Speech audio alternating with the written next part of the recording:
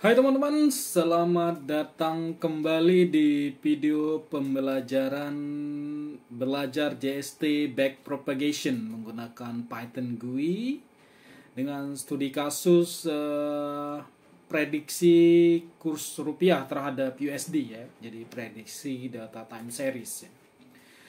Dimana pada video kali ini kita akan membahas poin 1.3 ya pada bab 1 dari buku prediksi harga emas dengan jaringan saraf tiruan backpropagation menggunakan Python GUI ya. Dimana di sini pada poin 1.3 itu membahas tentang contoh perhitungan matematis dari algoritma JST backpropagation ya. Oke, sebelum kita lanjut membahas materinya, seperti yang kita ketahui bahwa materi yang ada di dalam video dan playlist ini merupakan materi-materi yang terdapat di dalam buku yang sudah saya tulis ya, yaitu buku prediksi kurs rupiah ya, prediksi kurs rupiah atau prediksi harga emas, prediksi harga emas ya, studi kasusnya itu prediksi harga emas ya. Saya sampai lupa karena ada beberapa buku yang sudah saya tulis ya tentang implementasi dari JST backpropagation ini terhadap data time series ya. Jadi untuk kasus di video ini atau playlist ini itu prediksi harga emas ya teman-teman. Saking sudah cukup lama saya tidak buat video, itu membuat saya lupa ya terhadap studi kasus yang saya angkat. Oke, kita lanjut teman-teman. Jadi materi yang ada di dalam video ini merupakan materi yang terdapat di dalam buku yang sudah saya tulis ya, di mana pada kasus ini bukunya yaitu prediksi harga emas dengan jaringan saraf tiruan backpropagation ya menggunakan Python GUI. Jadi teman-teman kalau ingin membeli bukunya, jadi kalau yang penasaran dengan materi yang akan diberikan bisa langsung membeli bukunya ya. Bukunya bisa dibeli di Google Play dan Google Books ya, atau Google Books ya. Jadi bisa langsung ketik JST Backpropagation oleh Hamzan Wadi ya, atau bisa melalui blog saya hamzanwadist.blogspot.com ya. Nanti ini dia alamatnya ya. Jadi nanti langsung ke blog tersebut, kemudian di tab menu buku ya. Di situ ada daftar buku-buku yang sudah saya tulis. Nah, untuk kasus pada video ini itu bukunya prediksi harga emas dengan jaringan saraf tiruan backpropagation menggunakan Python GUI ya. Ini dia. Oke, ini. Nah, bukunya bisa langsung diklik ya. Nah, ininya dibuka di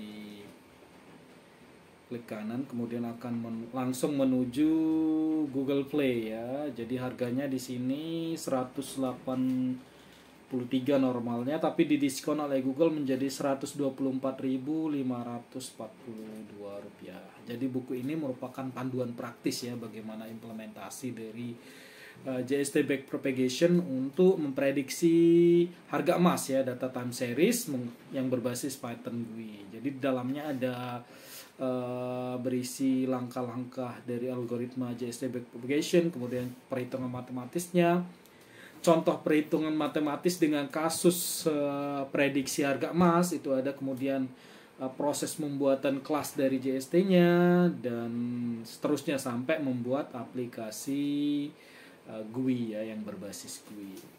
Oke, itu dia ininya ya, alamat blognya dan cara membeli bukunya.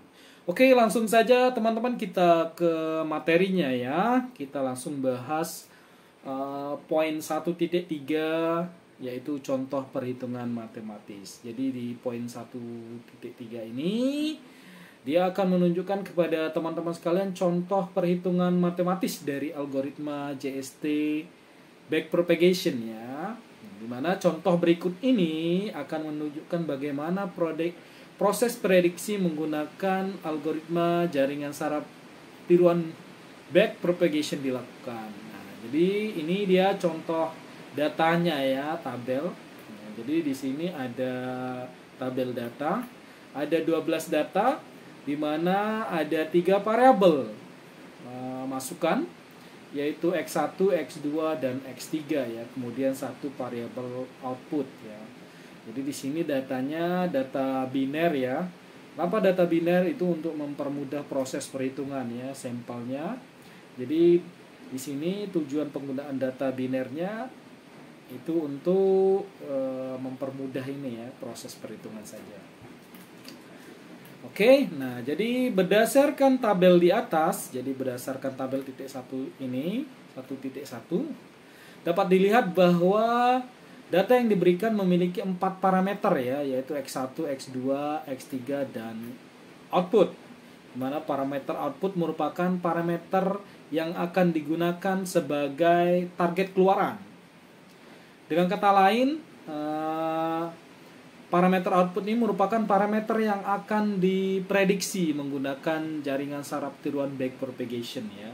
Nah, berdasarkan tabel tersebut dapat disajikan bahwa dapat dijelaskan bahwa output data dipengaruhi oleh 3 variabel ya, yaitu variabel X1, X2, dan X3. Jadi parameter output ini, nilai-nilai output ini dipengaruhi oleh 3 parameter, itu maksud dari tabel ini ya. Nah, dengan menggunakan tabel pada ini ya, data pada tabel di atas, kita akan memisahkan data menjadi 2 bagian, yaitu data latih dan data uji. Kemudian setelah memisahkan, lakukan proses prediksi menggunakan jaringan saraf tiruan backpropagation ya. Itu instruksinya yang ada di dalam buku.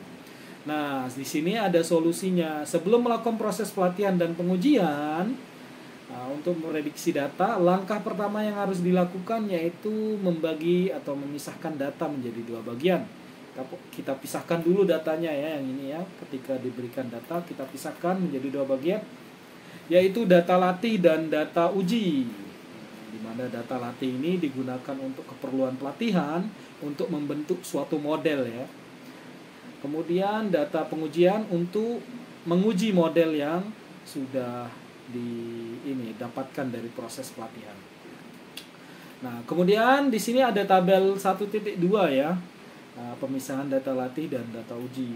Berdasarkan tabel ini dapat dilihat bahwa kita memisah data ke-1 sampai ke-8 itu merupakan data latih ya. Kemudian data 9 sampai ke-12 itu adalah data uji.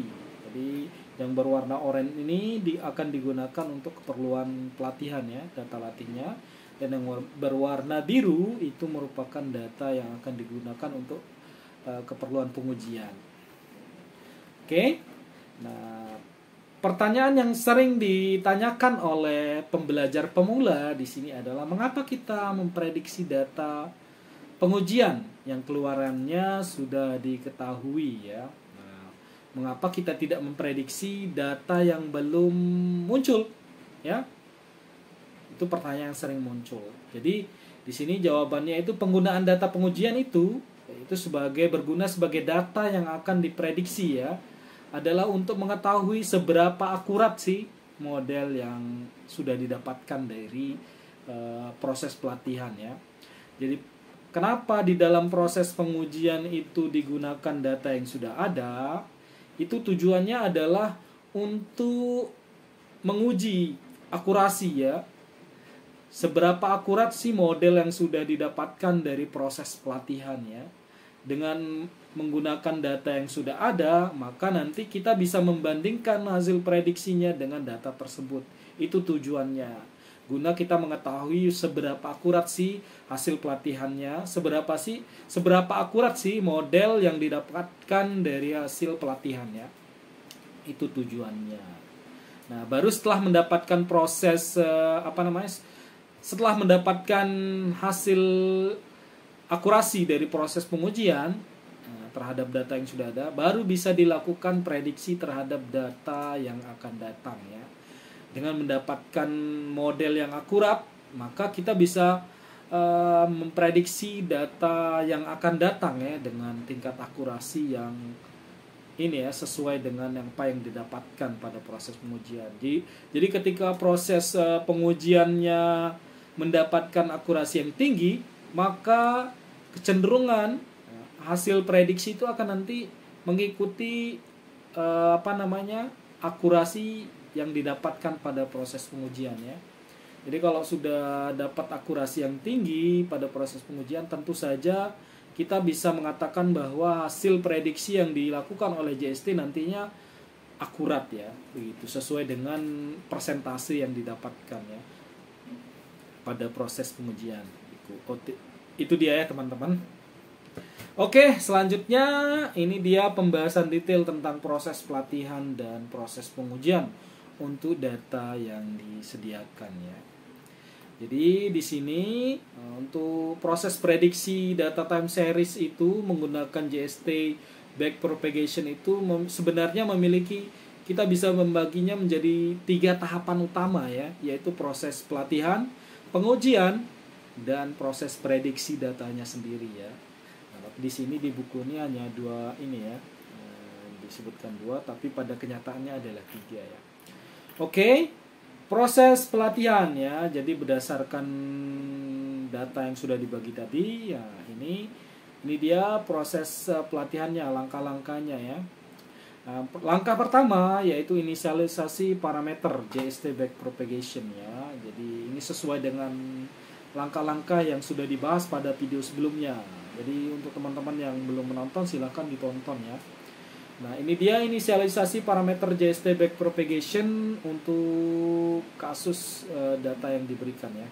Jadi untuk jumlah neuron input layernya, N input itu 3 ya.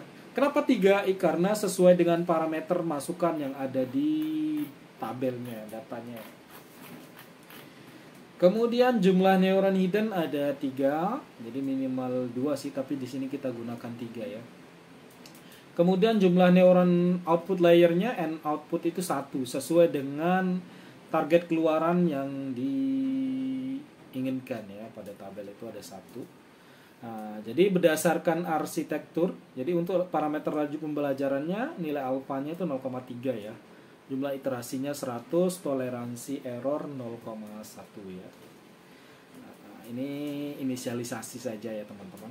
Nah, berdasarkan parameter yang sudah ditentukan, maka didapatkan berdasarkan jumlah neuron ya dari setiap layer itu, maka kita dapatkan arsitektur seperti ini ya. Berdasarkan jumlah neuron yang di sini, jumlah N input, N hidden, dan N outputnya 331, maka kita bisa membuat arsitektur dari jaringan saraf tiruan backpropagation yang kita gunakan ya.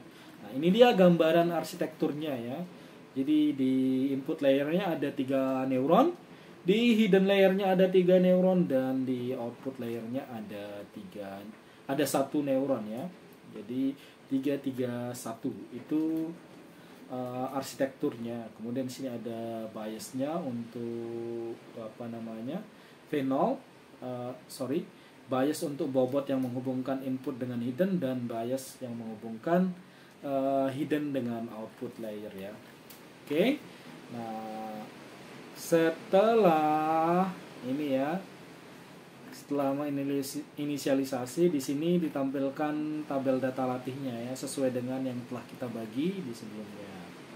Kemudian di sini ada catatannya ya. Alasan mengapa jumlah neuron pada input layer adalah 3, karena jumlah parameternya yang mempengaruhi keluaran itu, output itu hanya jumlahnya 3 ya. Kemudian alasan mengapa jumlah neuron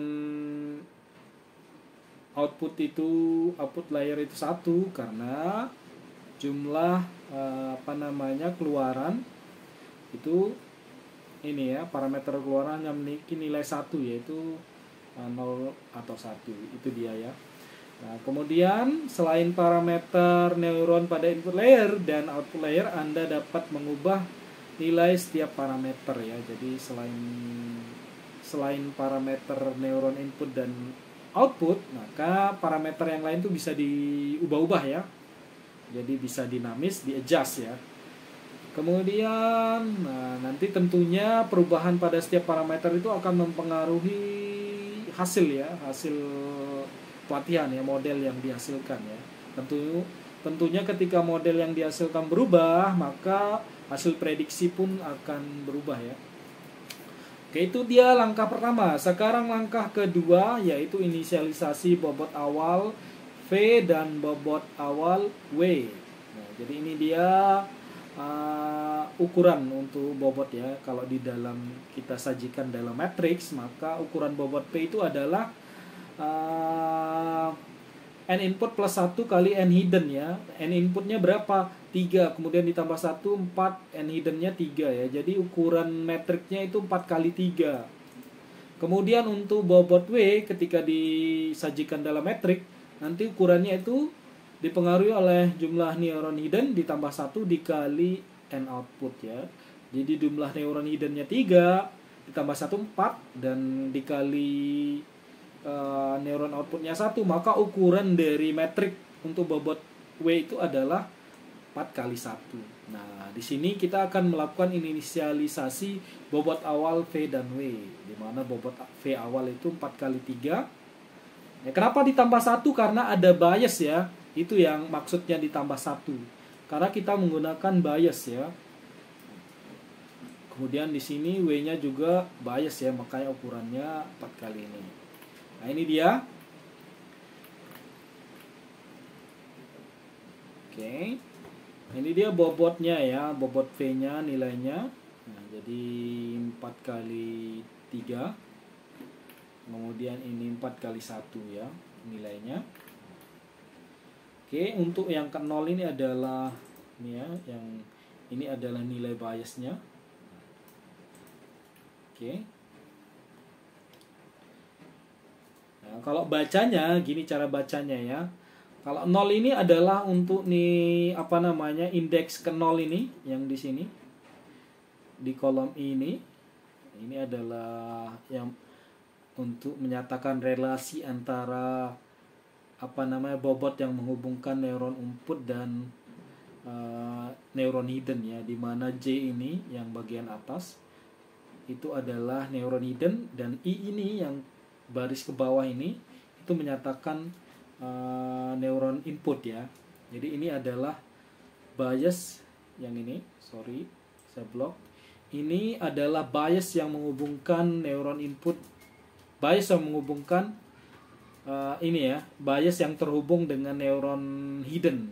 Kemudian ini adalah bobot yang terhubung, bobot neuron input pertama yang terhubung dengan neuron hidden ya, ketiga neuron hidden.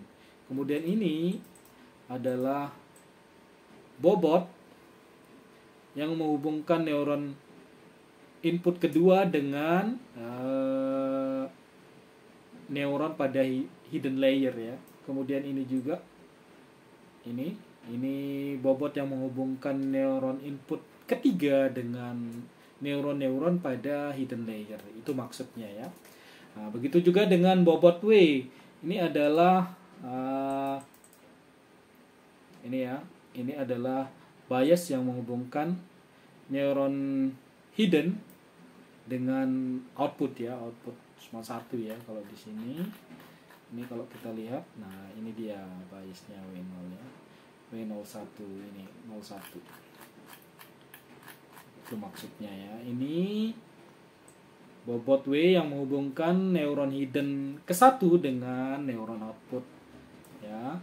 Ini bobot yang menghubungkan neuron hidden kedua dengan neuron output.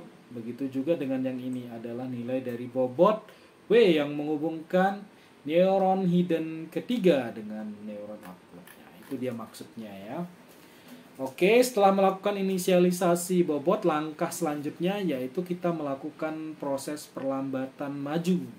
Di mana proses ini perlambatan maju itu bertujuan untuk mencari nilai neuron hidden, nilai Z, dan mencari nilai neuron output ya, Y.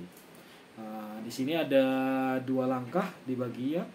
Di langkah ketiga ini ada 2 sublangkah ya, 3.1 yaitu perhitungan nilai neuron-neuron pada hidden layer atau nilai Z. Jadi ini untuk menghitung atau mencari nilai neuron hidden layer ya, Z1, Z2, Z3 ya. Karena kita menggunakan 3 neuron Z, neuron hidden, jadi kita nilai Z-nya ada 3 ya. Untuk persamaannya digunakan persamaan 1 dan 2 ya, sesuai dengan persamaan yang sudah ada di atas. Nah, ini dia proses perhitungannya. Jadi yang pertama itu kita cari Z-in-nya. Jadi ya.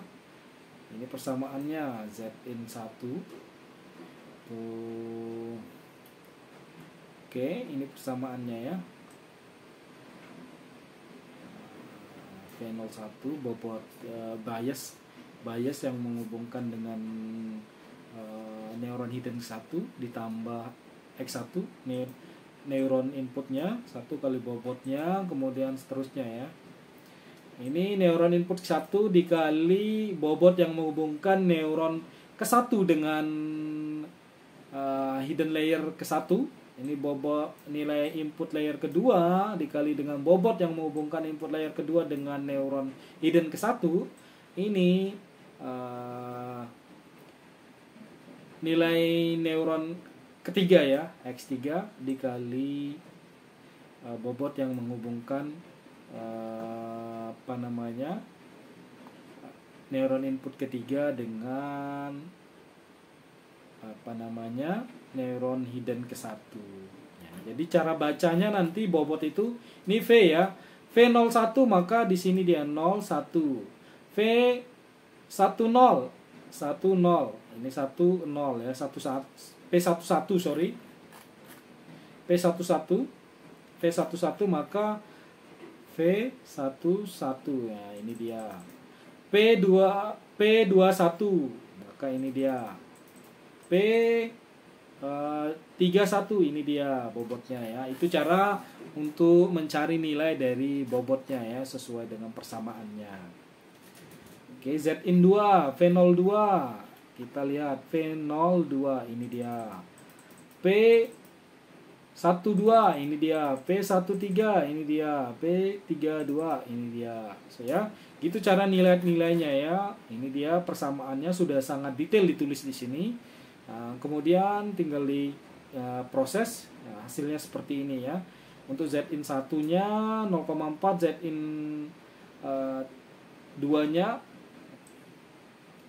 oke 0,85 dan Z-in 3-nya oke ini 0,55. Kemudian baru dilakukan pencarian nilai Z-nya ya dengan menggunakan fungsi aktivasi. Cuma di sini kita menggunakan fungsi aktivasi sigmoid biner ya. Jadi sigmoid biner itu nanti akan menghasilkan nilai antara 0 dan 1 ya. Rentangnya antara 0 sampai 1 gitu. Jadi dia tidak mungkin keluar dari nilai tersebut. Itu fungsi nilai fungsi aktivasi sigmoid binernya. Nah, di sini masuk ya 1/1 plus eksponensial pangkat min Z in 1 ya. Kalau untuk Z1-nya, Z in 1-nya ini ya, min Z-nya. Tinggal diproses. Ini hasilnya 0,59. Z2-nya 0,7 ya. Jadi ini Z-in-nya yang ini hasil 0,85 ini min 0,85. Jadi di sini ya minus 0,85. 1/1 plus eksponensial pangkat minus 0,85 hasilnya 0,70. Begitu juga dengan Z3 hasilnya 0,63 ya. Jadi ini dia hasil perhitungan perambatan maju untuk mencari nilai neuron hidden layer ya, dari Z1, Z2, Z3-nya. Oke, nah, selanjutnya perhitungan nilai neuron output ya. Jadi perambatan maju antara ini ya, dari hidden layer ke output layer. Nah, jadi perhitungan Y ini dilakukan menggunakan persamaan 3 dan persamaan 4. Nah, jadi mencari nilai Y in satunya dulu ya, karena inputnya outputnya 1, jadi Y-nya cuma 1 aja ya. W0 kali Z1, W0 1 ini bias yang menghubungkan yang terhubung dengan output. Jadi bias dari hidden layer. yang terhubung dengan output, kemudian ditambah dengan Z, nilai dari hidden layer 1 dikali bobot yang menghubungkan hidden layer 1 dengan keluaran keluaran 1 ditambah Z2, itu nilai hidden layer neuron pada hidden layer kedua dikali bobot yang menghubungkan yang terhubung dengan output ya, 31. Untuk cara bacanya sama juga ya. Sini ini W ya, W01 ini dia 01 ini, W11 ini, W21 ini, W31 ini ya. Jadi simbolnya sudah sangat jelas ya. Oke, itu dia. Nah, didapatkan ini ya, kemudian nilai Y-nya. Jadi ini dia Y-in satunya dapat nilai 0,46 ya. Kemudian dicari nilai Y-nya, nilai outputnya itu hasilnya 0,61 ya. Jadi fungsi aktivasinya yang digunakan juga adalah fungsi sigmoid biner. Oke, setelah mendapatkan nilai Y1 atau nilai neuron outputnya, maka proses perambatan maju sudah selesai. Jadi perambatan maju itu mendapatkan nilai neuron hiddennya, nilai Z-nya, Z1, Z2, dan Z3, dan mendapatkan nilai neuron outputnya atau nilai Y1 di sini ya. Setelah perambatan maju selesai, maka langkah selanjutnya adalah proses perambatan mundur, di mana di sini proses perambatan mundur bertujuan untuk memperbarui atau mengupdate nilai bobot ya. Jadi bobot W dan bobot P-nya diperbarui. Ya, jadi kalau perambatan mundur itu ada 2 tahapan seperti yang sudah dijelaskan pada langkah-langkah JST backpropagation ya. Satu itu perambatan mundur dari output layer ke hidden layer untuk memperbarui bobot W ya. Nah, di sini persamaan yang digunakan itu persamaan 5, 6, 7, 8 dan 9. Nah, ini. Oke, ini dia persamaannya. Ini target keluarannya, ini Y1 yang sudah di ini. Omega 1 ya. Kita pause dulu. Oke, ini dia untuk proses perambatan mundur dari output layer ke hidden layer ya. Di sini persamaannya tadi 5, 6, 7, 8 dan 9 ya. Nah, di sini persamaan ini ya, kelima kalau salah ini. Oke, ini delta 1 untuk ini ya. Delta 1 ini persamaan untuk persamaannya itu target keluaran pertama di minus ini ya, keluarannya dikali keluarannya 1 dikali 1 min keluaran Y1 ya. Nah, ini dia delta satunya nilainya ya. Nah, ini sinyal yang ini ya, sinyal terhadap neuron output ya. Oke.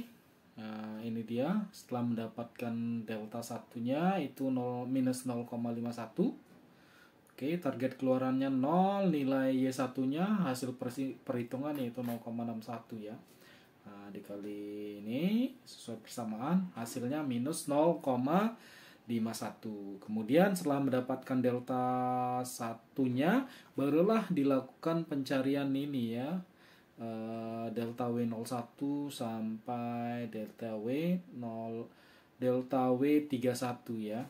Jadi ini bobot ya, nilai bobot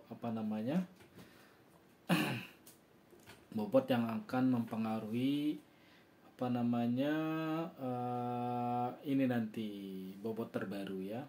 Delta W01 itu persamaannya adalah nilai alfa kali delta 1 ya. Nah, itu untuk pembaruan bias ya. Ini pembaruan bobot W11 ini.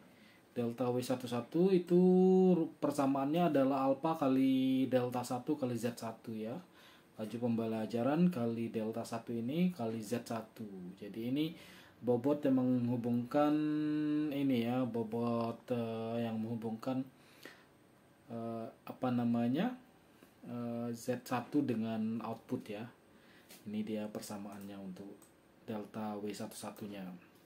Delta W21-nya ini dia persamaannya. Delta W3 ini dia ya. Hasilnya di sini seperti yang dilihat 0,3 minus 0,03 semuanya ya. Nah, setelah dapat delta W-nya barulah dilakukan pembaruan bobot ya, di mana pembaruan bobotnya mulai dari bias sampai bobot W-nya ya. W01 sampai W31 itu.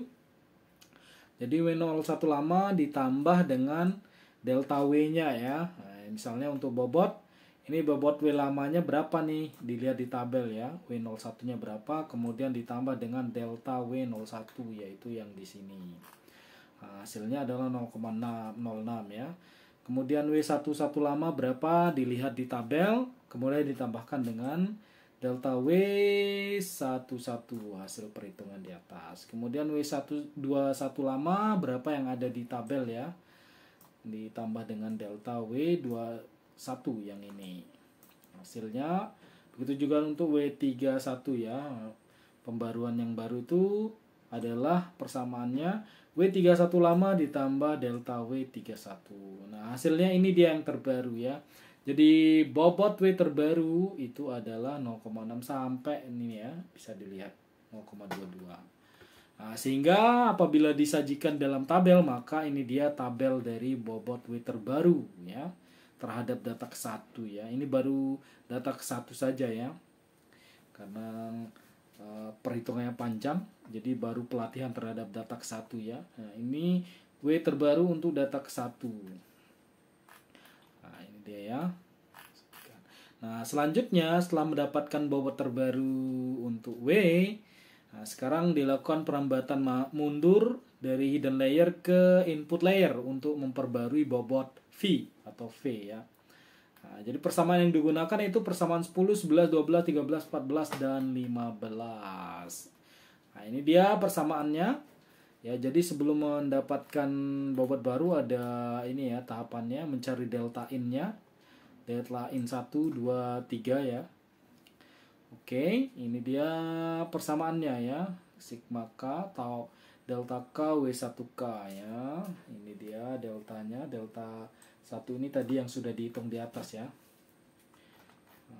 Delta 1 yang ini, yang hasil perhitungan ini ya. Sorry, ini yang ini. Oke. Delta 1 kali W11 ya. Ini dia simpelnya ya. Jadi delta K ini nanti tergantung jumlah outputnya ya. Jadi karena K-nya atau outputnya neuron outputnya 1, maka 1 dia ya. Atau K dikali W11. Nah, ini dia hasilnya. W11-nya ya dilihat yang ini ya. Yang lama. Oke. Nah, sampai seterusnya sehingga dapatkan nilai delta in-nya ini dia ya untuk ketiga neuronnya. Nah, kemudian baru dicari deltanya ya, deltanya. Nah, itu menggunakan rumus delta in kali Z1 ya. Delta in-nya berapa dikali Z1, Z2, Z3 ya. Jadi delta in-nya ini dia. Delta in tadi, delta in 1 ini dikali Z1 dikali 1 minus Z1. Nah, ini dia hasilnya. So, persamaannya, nilai-nilainya sudah ada ya. Hasilnya seperti ini. Setelah mendapatkan deltanya, baru di ini ya, mendapatkan atau menghitung nilai delta V01-nya ya. Ini bobot pembaruannya. Ini dia rumusnya. Untuk pembaruan bobot pembaruan untuk biasnya itu alpha kali delta 1 ya, yang ini. Ya, alpanya 0,3 dikali hasil ini. Ini ya, delta 1. Ini dia.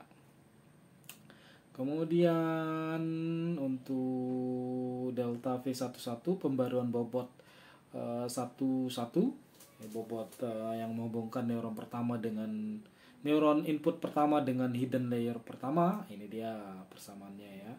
Delta alpha kali delta 1 kali X1. Nah, yang menghubungkan ini tinggal dimasukkan nilainya, hasilnya 0,01. Begitu juga dengan ini ya, delta V21 ya, menghubungkan neuron input kedua dengan hidden ke satu ya, neuron hidden ke satu. Ini dia delta alpha kali delta 1 kali X2. Nilainya begitu seterusnya. Didapatkan sampai dengan ini ya, P11, P2 sampai dengan P33 ya. Nanti bisa dilihat di sini prosesnya ya, sama nilai-nilainya sudah ada. Ini bobot pembaruannya. Baru setelah mendapatkan nilai delta ya, bobot pembaruan untuk bobot bobot pembaruan untuk ini ya, bobot V-nya, baru dilakukan pembaruan terhadap bobot V-nya. Yaitu bobot baru adalah bobot lama ditambah dengan deltanya ya. P01 lama ditambah P01 baru sama dengan P01 lama ditambah delta P01 ya, gitu seterusnya sampai didapatkan V33 baru ya. Seharusnya ini baru, ini bahasa Inggris ya, belum diubah. Oke. Hasilnya seperti ini. Nah, kalau disajikan hasil perhitungannya ya seperti ini. Jadi ini ya bobot V terbaru terhadap data ke-1. Nah, setelah melakukan pembaruan bobot P dan W, maka proses pelatihan untuk data ke-1 itu sudah selesai. Nah, sekarang dilanjutkan dengan pelatihan data kedua dan seterusnya ya. Pelatihan data kedua dilakukan dengan ini ya, proses yang sama, langkah yang sama. Tapi bedanya apa? Bobot yang digunakan di pelatihan data kedua itu adalah bobot terbaru yang didapatkan dari hasil pelatihan data ke-1. Begitu juga seterusnya ya. Untuk data ketiga, bobot yang digunakan adalah bobot terbaru hasil pelatihan dari data latih kedua ya. Dan seterusnya sampai data uji yang terakhir ya, data latih yang terakhir. Nah, setelah mendapatkan ini, proses pelatihan selesai.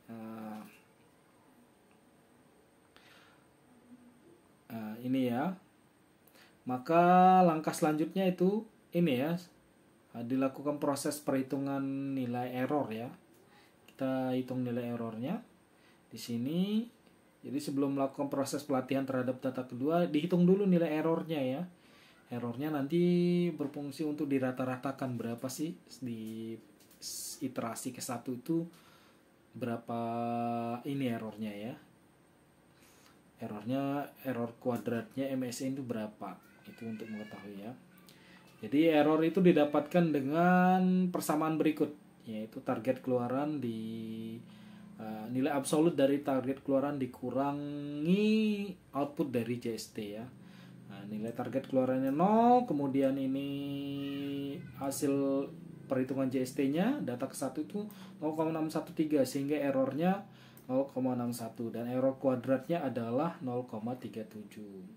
Nah, baru setelah mendapatkan error data ke-1, lanjut ke proses pelatihan data kedua ya. Nah, tadi seperti yang dijelaskan, data kedua itu proses pelatihan sama ya, dari perambatan maju sampai perambatan mundur. Tapi bedanya apa? Bedanya itu data kedua itu menggunakan bobot yang didapatkan dari hasil pelatihan data ke-1 ya, bobot terbaru hasil pelatihan data ke-1. Begitu juga dengan nanti dengan data ketiga. Bobot yang digunakan adalah bobot terbaru hasil pelatihan data kedua dan seterusnya sampai proses berakhir ya. Sampai mendapatkan error dari setiap data ya. Nah, ini kita coba rangkum ya dengan mengasumsikan bahwa seluruh proses itu selesai dilakukan, proses pelatihan pelatihan terhadap data latih, semua data latih, dan error setiap setiap hasil pelatihan data latih didapatkan. Maka di sini kita coba mengasumsikan dan menempatkannya di dalam tabel ya. Nah, ini dia untuk data ke-1 errornya sekian, error kuadratnya sekian ya. Nah, sehingga nanti setelah selesai semua pelatihan didapatkan nilai rata-rata error kuadratnya adalah 0,27 ya. Oke, jadi untuk pelatihan pada iterasi ke-1 terhadap seluruh data latih itu didapatkan MSE 0,27, di mana nilai MSE pada proses iterasi pertama ini bernilai lebih besar dari toleransi error yang telah ditetapkan, yaitu 0,1, sehingga proses pelatihan untuk iterasi kedua dan itu harus dilakukan. Nah, dan apabila nanti MSE di proses pelatihan pada iterasi kedua bernilai lebih besar dari toleransi error, maka proses akan berlanjut ya ke iterasi ketiga, dan begitu seterusnya sampai iterasi ke 100. Jadi error pelatihan itu sangat sangat mempengaruhi ya nanti sebagai pen-trigger proses pelatihan tersebut untuk berhenti. Jadi proses pelatihan itu akan berakhir ketika nilai MSE yang didapatkan itu lebih kecil atau sama dengan nilai toleransi error yang ditetapkan, atau seluruh iterasinya akan berlanjut sampai selesai ya. Jadi dengan melakukan proses perhitungan secara terpisah, kita asumsikan setelah 100 iterasi itu didapatkan bobot terbaru hasil pelatihan itu seperti ini ya. Tabel 18 ini adalah asumsinya adalah bobot terbaru hasil pelatihan. Nah, bobot inilah yang disebut sebagai model pelatihan ya. Ini karena bobot ini merupakan pengetahuan dari JST-nya terhadap data yang sudah dilatih ya. Nah, setelah proses pelatihan selesai dan mendapatkan bobot terlatihnya, ini bobot terlatih atau modelnya ya. Bobot inilah yang disebut sebagai model dari hasil pelatihan. Nah, barulah proses pengujian dilakukan, di mana proses pengujian ini dilakukan terhadap data uji yang sudah dipisah ya, untuk mengetahui seberapa akurat sih model yang didapatkan ya. Nah, jadi seberapa pintar dia memprediksi data yang sudah ada. Nah, untuk proses prediksi data yang sudah ada atau proses pengujian itu hanya melakukan proses perambatan maju saja ya, karena untuk memprediksi nilai outputnya. Ini dia prosesnya, perhitungan nilai neuron pada hidden layer ya, nilai Z. Langkahnya sama seperti yang di atas, cuman data yang digunakan adalah data ujinya yang ini ya. Masukan dari JST-nya itu adalah yang ini. Nah, ini dia proses pengujian terhadap data uji ke-1 ya. Sampelnya ini masukannya dari JST. Nah, X-nya yang diganti dengan ini. Kemudian bobotnya itu adalah bobot model ya, bobot terlatih P dan W dari tabel 1.8. Didapatkan Z yang sekian nilai hiddennya. Kemudian proses pengujian tadi itu seperti yang sudah dijelaskan itu ada 2 langkah. Proses perambatan maju saja ya, Di proses pengujian itu hanya terjadi perambatan maju, di mana ada 2 langkah, yaitu pencarian nilai Z, nilai neuron hidden layer, dan pencarian nilai output layer. Ya, setelah mendapatkan nilai Z, baru dihitung langkah kedua itu perhitungan nilai neuron pada output layer ya. Nah, ini dia persamaannya yang digunakan. Nah, jadi bobotnya nilai Z-nya nilai Z yang ini, kemudian W-nya adalah bobot yang ada di sini ya, bobot terlatihnya, bobot model. Oke, didapatkan Y 0,49. Jadi ini dia hasil prediksinya ya untuk data ke-1 0,49. Nah, kalau dibulatkan ini jadi berdasarkan hasil prediksi di atas dapat dilihat bahwa JST backpropagation untuk data ke-1 itu hasil prediksinya adalah 0,49. Selanjutnya, hasil ini karena keluaran yang diinginkan adalah 0 dan 1, maka di sini kita akan membulatkan nilai keluaran JST-nya, di mana yang lebih kecil ini ya, lebih kecil dari 0,5 itu dibulatkan menjadi 0, sedangkan yang lebih besar sama dengan 0,5 itu dibulatkan jadi 1, sehingga output yang ini jadi 0 ya. Nah, dengan menggunakan cara yang sama, maka proses prediksi untuk data selanjutnya dapat dilakukan, dan di sini kita coba tampilkan tabelnya ya. Nah, di sini keluaran JST-nya ya. Setelah dihitung-hitung ini hasilnya, JST-nya 000 semua ya.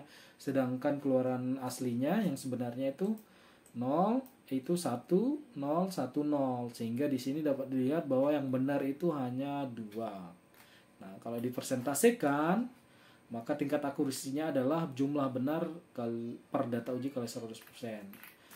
Nah, jadi jumlah benarnya 2 di per 4 kali 100% sama dengan 50% ya. Jadi akurasinya di sini 50%, sehingga karena akurasinya masih kecil perlu dilakukan proses pelatihan ulang ya dengan merubah-rubah parameter JST-nya ya. Sehingga nanti didapatkan akurasi pada proses pengujian yang lebih besar, lebih akurat ya. Barulah proses prediksi data yang akan datang itu bisa dilakukan. Oke, itu dia video pembelajaran ini ya. Pada video kali ini yaitu contoh perhitungan matematis dari algoritma JST backpropagation. Apabila teman-teman ada pertanyaan, silahkan ditanyakan di kolom komentar dan silahkan di-share ke teman-teman yang lain agar bisa belajar dari video ini. Sampai jumpa pada materi selanjutnya. Bye-bye.